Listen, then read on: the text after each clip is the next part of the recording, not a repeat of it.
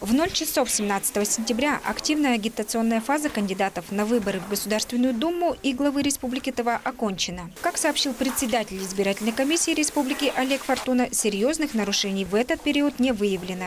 Вы знаете, активная фаза агитации. Пока жалобы были незначительного характера, мы сейчас их разбираем, там касаемо средств массовой информации, там газеты.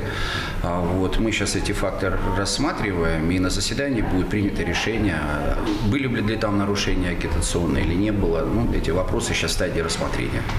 16 сентября в 18 часов закончилось досрочное голосование в труднодоступных районах. Свой выбор сделали около 5% от общего числа избирателей республики. На сегодня по всей Туве открыто 186 избирательных участков. Все работают в штатном режиме. В 20 избирательных участках используются комплексы обработки избирательных бюллетеней, которые перед этим прошли тестирование. КАИБы у нас уже давно, они еще применялись у нас и в 2016 году, поэтому нельзя говорить, что это.